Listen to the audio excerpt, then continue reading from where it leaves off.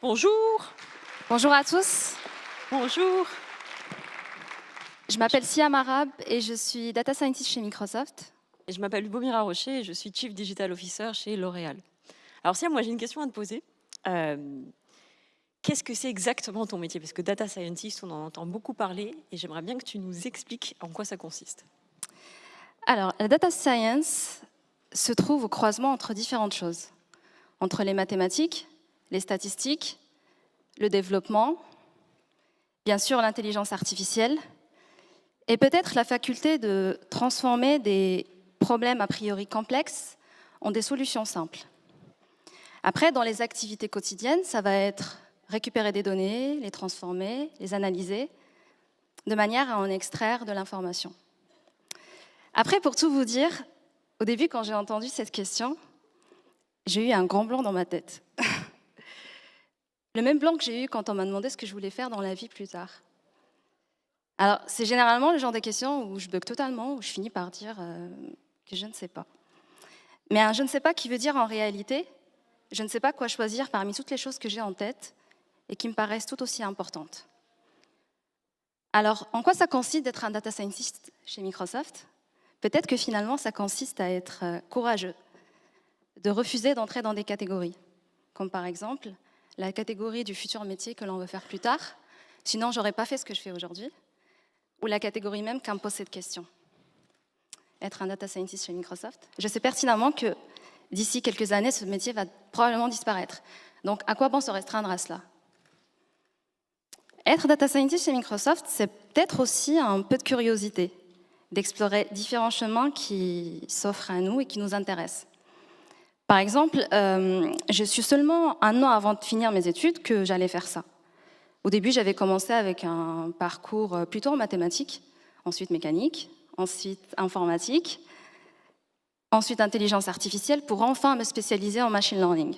Donc j'ai dû savoir un an, voire même quelques mois avant que j'allais faire ça. Tout comme j'ai su à l'âge de 10 ans, par exemple, que je voulais faire de la philosophie, ou encore à 18 ans que je voulais être psychanalyste, ou même à 5 ans que je voulais simplement agir pour les animaux. Mon grand rêve à ce moment-là était de construire une immense maison et d'accueillir tous les animaux abandonnés du monde. Alors, peut-être au final, être data scientist chez Microsoft, c'est un mélange de tout cela.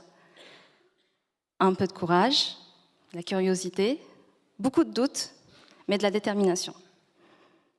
Et toi, qu'est-ce qu'une CDO? C'est chez L'Oréal. Eh bien écoute, un CDO chez L'Oréal, c'est un métier qui s'invente tous les jours.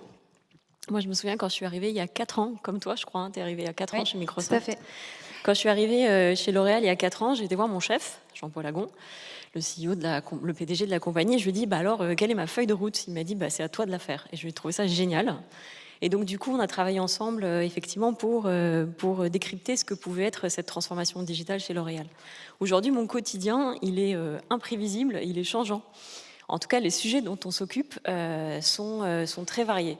L'accélération digitale, la transformation digitale d'un grand groupe comme L'Oréal, avec ses 35 marques internationales, ses 65 pays, ses 80 000 collaborateurs, c'est plusieurs choses. C'est d'abord l'accélération du e-commerce. On travaille beaucoup sur le e-commerce parce qu'on sait que dans nos catégories, dans les catégories de la beauté, les consommateurs, qu'ils soient hommes ou femmes, veulent de plus en plus acheter en ligne. Donc le e-commerce est un grand pan de notre activité dans l'équipe dont je m'occupe et dans les équipes dans les pays, dans les marques.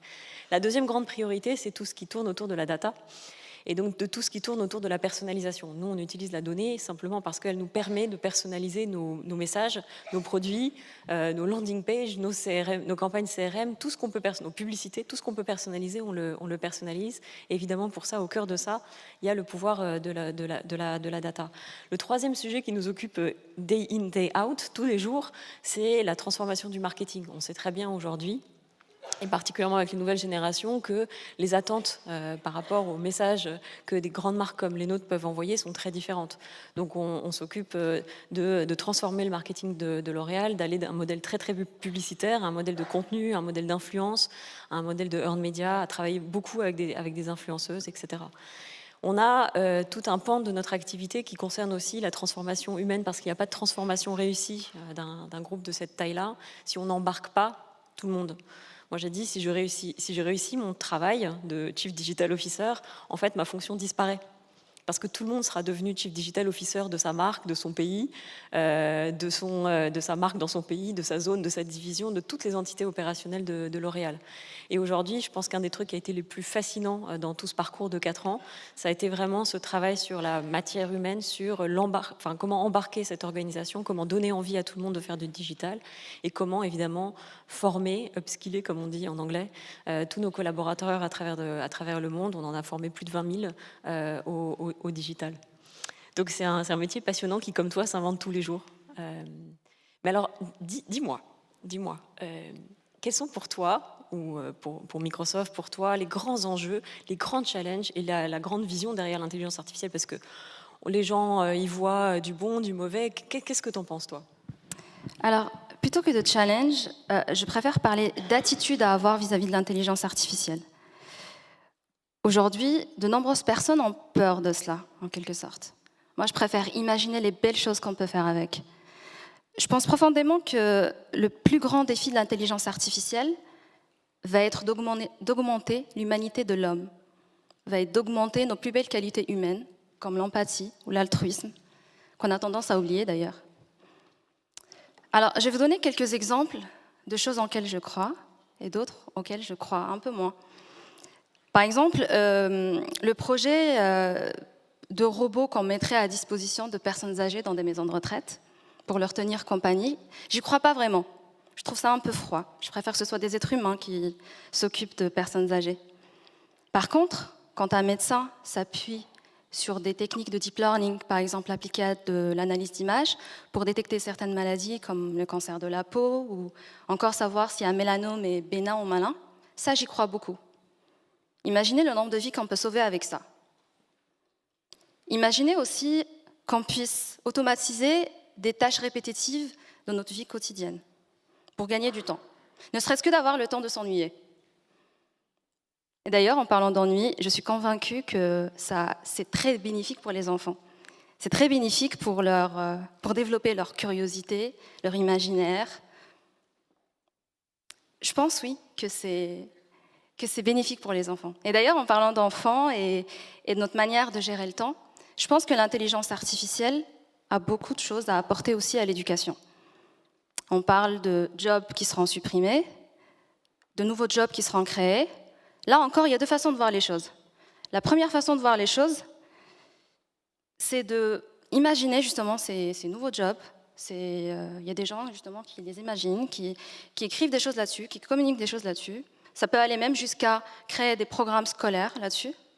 Et puis il y a une deuxième catégorie de personnes qui conditionnent l'environnement éducatif dans lequel les futures générations pourront eux-mêmes créer leur futur job.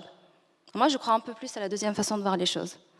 C'est un peu comme recruter quelqu'un et lui dire ce qu'il doit faire. Je ne trouve pas ça très logique. Je ne sais pas vous, mais moi, ce qui me paraît plus logique, c'est de recruter quelqu'un et faire en sorte que ce soit lui-même qui nous dise là où il pense impacter les choses. Dans l'éducation, c'est un peu pareil. Bien sûr, c'est très important d'apporter la connaissance et le moyen de l'acquérir, mais ce qui est encore plus important, c'est de donner le pouvoir d'apprendre à apprendre, de manière à ce que les élèves, les étudiants, puissent eux-mêmes nous dire comment ils pensent impacter le monde et vers le bien. Voici ma vision de l'intelligence artificielle. Et toi, Lubomira, quelle est ta vision? Alors, l'intelligence artificielle, pour un groupe comme L'Oréal, c'est vrai que ça va profondément changer beaucoup de choses. Un groupe comme ça, si on décompose sa chaîne de valeur, ça commence par la recherche et l'innovation. Donc on va inventer des nouvelles molécules, des nouvelles formules, des nouveaux produits. Après, on a évidemment toute la phase de marketing. On va faire la publicité de ces produits, puis après on va avoir le go-to-market, on va distribuer ces produits, puis on va devoir les livrer, tous ces produits. Donc ça, c'est un peu la chaîne de valeur brièvement décomposée. Et on peut imaginer le pouvoir des données et des données massives qu'on peut recueillir autour de ces différentes étapes de la chaîne de valeur. On peut imaginer comment l'intelligence artificielle et particulièrement le machine learning peuvent complètement à la fois automatiser, optimiser et rendre plus performant un certain nombre de processus. Je vais vous prendre quelques exemples. Aujourd'hui, on sait que notamment, par exemple, sur des catégories comme le maquillage, vous êtes toutes sur Instagram, j'imagine, c'est une des catégories les plus instagrammées du monde, comme le travel ou comme le food. Et sur ces catégories-là, on sait que l'accélération des tendances de maquillage est complètement folle. Donc nous, on doit être absolument en mesure de prédire ces nouvelles tendances et de prédire les signaux faibles qui peuvent arriver n'importe où dans le monde, en Corée, en Afrique du Sud, en Amérique ou en Chine, et de pouvoir très très vite incorporer ces nouvelles tendances à notre NPD, notre New Product Development, donc notre développement produit. De la même manière, aujourd'hui, si on se place à l'aval de ça, qui est la partie supply chain distribution, aujourd'hui, il suffit qu'une blogueuse en Corée ou qu'une youtubeuse en Corée fasse une revue sur une teinte de lipstick verte, qu'on n'avait quand même pas complètement prévu que ce soit la plus vendue, vous voyez, une teinte de lipstick verte d'Yves Saint Laurent depuis la Corée, pour qu'il y ait des queues monumentales devant les magasins pour qu'on aille acheter cette teinte de lipstick vert. Si ça, on n'est pas capable de le prévoir, en utilisant notamment l'intelligence artificielle, on se retrouve en rupture de stock avec des consommatrices tout à fait insatisfaites. Et on a aussi un dernier point sur lequel on travaille beaucoup, c'est ce qu'on appelle les services. On sait aujourd'hui de plus en plus que les produits ne peuvent plus vivre tout seuls.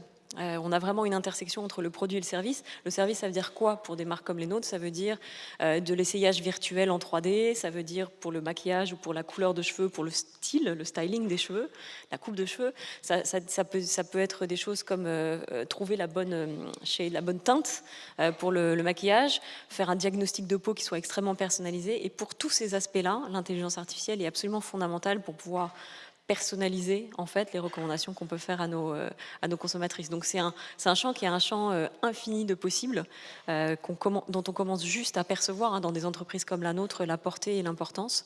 Et c'est clair que ça va révolutionner un paquet de processus de l'entreprise, sans parler du média, de l'optimisation des médias, etc.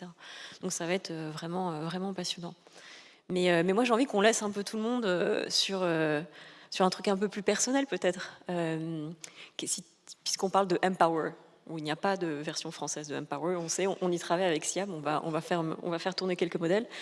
Si on parle de Empower, ça serait quoi, toi, ton conseil ou tes conseils à la salle? Pour moi, le plus important, je vais repartir sur les mêmes choses qui m'ont amené là où je suis aujourd'hui. Simplement, mes conseils, ça serait soyez courageux, curieux. Écoutez-vous, écoutez les autres et faites en sorte de changer le monde. Ça c'est bon, j'aime bien. Qu'est-ce que t'en penses? C'est bon. Allez.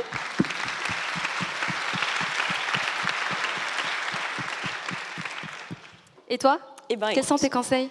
Écoute, moi, je pense que la première chose, en tout cas, qui moi a été un truc très important dans ma vie, c'est le jour où je n'ai plus eu peur. J'ai passé 25 ans de ma vie à avoir les 30, hein. 30 à avoir très peur pour plein de raisons. On n'est pas dans un cabinet psychanalyste, mais pour plein de raisons. Et un jour, j'ai eu moins peur. Et ce jour-là, toutes les réserves d'énergie que j'avais pour avoir très peur, en fait, elles ont été déployées pour faire des choses, pour aller dans le monde, pour être curieux, pour accomplir, pour bâtir et pour déployer et pour faire grandir les gens autour de moi. Et ça, cette économie énergétique, le changement de cette économie énergétique, il s'est fait simplement parce que je me suis confrontée. Je me suis confrontée, j'ai essayé de faire des trucs, je me suis jamais ratatinée en se disant non. Et donc la première fois que tu fais un truc, t'as hyper peur, mais genre t'as méga peur. La deuxième fois, t'as un peu moins peur, la troisième fois, t'as un peu moins peur, et la quatrième, en fait, tu dis c'est quoi mon prochain challenge? Ça serait le premier truc. Le deuxième truc, je dirais, il faut demander. Ça m'a pris du temps aussi. J'étais avec un ami très cher à moi il y a pas longtemps à Singapour, et on était au petit déjeuner, et j'avais hyper envie de fraises.